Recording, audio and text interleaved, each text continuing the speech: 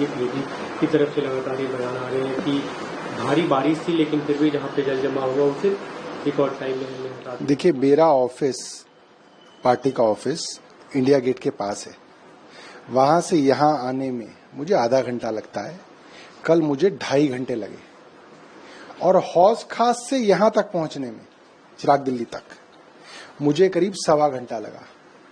ये आलम था कल जलभराव का और उसकी वजह से ट्रैफिक जैम का। दिल्ली में पिछले 5 महीनों से जो सर्कस चल रही थी, उसमें मुख्यमंत्री हों, एलजी साहब हों, मंत्री हों, सब जा जाके नालों पे फोटो खिंचा रहे थे, फोटो सेशन करा रहे थे कि हमने ये नाला साफ कर दिया, हमने वो झुग्गी झोंपड़ी हटा दी, हमने उन गरीबों को हटा दिया, लाखों लोगों को उजाड़ दिया कह के कि हम जो है नाले साफ कर रहे हैं। और नतीजा क्या हुआ? हर जगह ट्रैफिक जैम, जल भराव, गाड़ियां खराब हुई। मंत्री जी कहते थे कि मैंने 400 पीडब्ल्यूडी के अधिकारियों का सस्पेंशन लेटर टाइप करा के रखा हुआ है। जहां जल भराव हुआ वहां पे सीनियर अधिकारी को सस्पेंड किया जाएगा। कल रात से अब तक मैं इंतजार कर रहा हूं कितने लोगों को सस्पेंड किया। प्रवेश वर्मा जी ने एक को भी नहीं। हमने 2023, 24, 25 में लगातार ये बात कही कि डीसिल्टिंग के नाम पर भ्रष्टाचार किया जाता है और हमारे पास इसकी जांच कराने के पावर नहीं थी। बार बार चीफ सेक्रेटरी को कहा गया कि डीसिल्टिंग की थर्ड पार्टी ऑडिट कराओ। चीफ सेक्रेटरी ने नहीं कराई, नरेश कुमार जी ने, एलजी साहब ने भी नहीं कराई। आज इनकी सरकार है, अगर डीसिल्टिंग हुई है तो पानी भर ही नहीं सकता, मगर डीसिल्टिंग के नाम के करोड़ों रुपए के ठेके तो दिए गए। क्या उसकी जांच कराई गई? अगर उसकी भी जांच नहीं कराई जा रही तो इसका मतलब बड़ी मिलीभगत है। डीसिल्टिंग से भ्रष्टाचार जो हो रहा है उसमें सरकार की मिलीभगत की तरफ इशारा होता है, क्योंकि ना ये तब डीसिल्टिंग की जांच कराना चाहते थे, हमने तो ऑन कैमरा बोला, ना ये आज डीसिल्टिंग की जांच कराना चाहते हैं।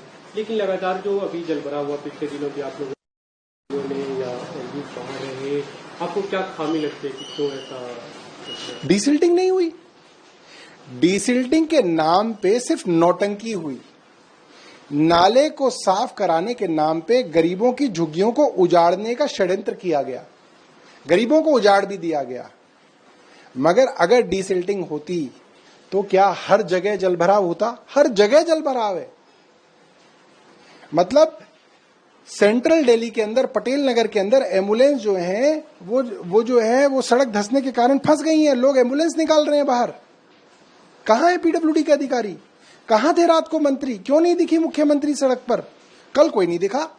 वैसे रोड फोटोशॉप कराने के, फोटो सेशन कराने के लिए लोग दिखते थे। अरविंद केजरीवाल का एक बयान, दिल्ली में हमने जिस तरह से लड़ के काम किया, हमें नोबेल पुरस्कार मिलना चाहिए। बीजेपी ने उसको अपने तरीके से टिप्पणी। देखिए, बीजेपी उस पर कुछ भी बदतमीजी करे, मगर ये बात साफ है कि जिस तरीके से देश के प्रधानमंत्री नोबेल प्राइज के लिए व्याकुल हैं, पूरी दुनिया में ये बात साफ हो गई कि जहां जहां प्रधानमंत्री पूरे 11 साल तक घूमते रहे, कोई देश पाकिस्तान के खिलाफ हमारे साथ खड़े होने के लिए तैयार नहीं था। आज भी जिन बयानों की बात वो करते हैं, किसी देश ने पाकिस्तान का नाम लेना ठीक नहीं समझा। ये हमारी विदेश नीति की एक बहुत बड़ी जो है कमी है, जो सबके सामने आई है। दिल्ली में सरकार चलाने के परिप्रेक्ष्य में कैसे देखते हैं? आपके एलजी से लड़ाई इतनी बड़ी थी, आप लोगों की लड़ाई नहीं थी। सरकार चलाने पर एलजी साहब राजनीतिक षड्यंत्र का हिस्सा थे। कहीं पे पानी की कमी होती थी, एलजी साहब संगम विहार जाते थे। अब क्यों नहीं गए? इस बार पानी की कमी नहीं हुई, खूब हो रही है, वहां तो धरने प्रदर्शन हो रहे हैं।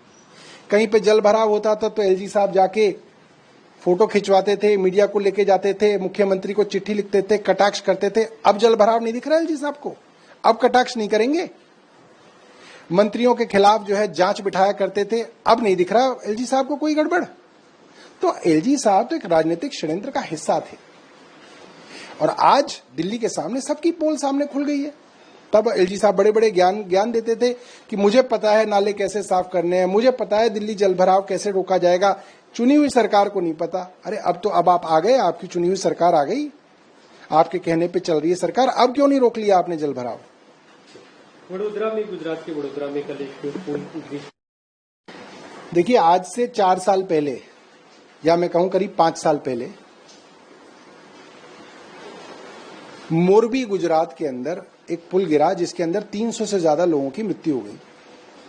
कुछ दिनों बाद भारतीय जनता पार्टी के समर्थकों ने सोशल मीडिया पर यह साबित कर दिया कि जो लोग उस पुल पर थे और जो मरे हैं वही जिम्मेदार थे उस पुल के गिरने के लिए। उन्होंने उस पुल को इतना हिलाया कि उन्होंने हिला हिला के वो पुल गिरा दिया और वो मर गए।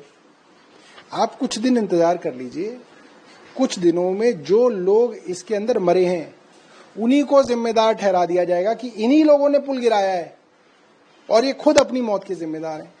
नहीं तो कोई अब्दुल ढूंढा जाएगा और कहा जाएगा कोई अब्दुल था, वो पाकिस्तान से आया या वो कहीं और से आया, उसने बम लगा के पुल गिरा दिया। फिर वो अब्दुल कभी ढूंढा नहीं जाएगा, मगर वो सोशल मीडिया पे चल के उसकी फाइल को खत्म कर दिया जाएगा। बिहार में आज उस पर सुनवाई हुई है, क्या उम्मीदें हैं आपको, क्योंकि ऑपोजिशन लगातार इसे लेकर सरकार को जोड़ रहा है? देखिए, ले दे के अब देश में सुप्रीम कोर्ट के कुछ चंद जजेस से ही उम्मीद है। जजेस इसलिए कह रहा हूं क्योंकि अब देखा जा रहा है कि कोर्टों के अंदर फैसले कानून की किताब पर आधारित कम और कौन जज साहब बैठे हैं उस पर ज्यादा निर्भर होने लगा है। तो अब कुछ सुप्रीम कोर्ट के जजेस पर ज्यादा भरोसा देश को है और लगता है कि वहां से न्याय मिल सकता है। और मुझे लगता है बहुत जरूरी है कि देश के अंदर न्याय व्यवस्था और कानून व्यवस्था और ये पूरी की पूरी जो न्याय पालिका है उस पर भरोसा टिका रहे।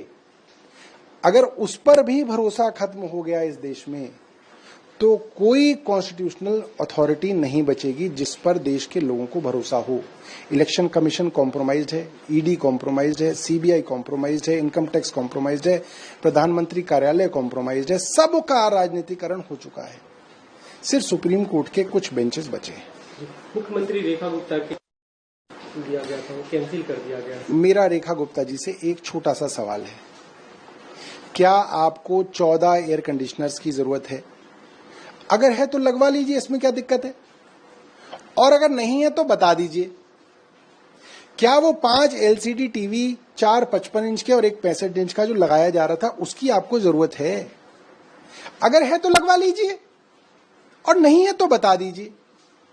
क्या वो जो गीजर लग रहे थे, वो जो LED लाइट्स लग रही थी, वो जो इलेक्ट्रिकल पूरी वायरिंग की शिफ्टिंग होनी थी, जो वो 10 लीटर का माइक्रोवेव ओवन लगना था, जो फ्रिज लगना था, इन सब चीजों की क्या जरूरत है या नहीं है? अगर है तो मैं हाथ जोड़ के कह रहा हूं आप लगवा लीजिए और नहीं है तो बता दीजिए कि मुझे इन चीजों की जरूरत नहीं है, क्योंकि ऐसा ना हो कि कल को किसी और रास्ते से ये 14 एयर कंडीशनर लग जाएं, क्योंकि रास्ते बहुत हैं लगाने के। PWD भी है, DSIDC भी है, DTDC भी है और भी कई तरीके हैं इनडायरेक्टली जिसमें खुल्लम खुल्ला टेंडर नहीं होगा मगर एयर कंडीशन लगाए जा सकते हैं।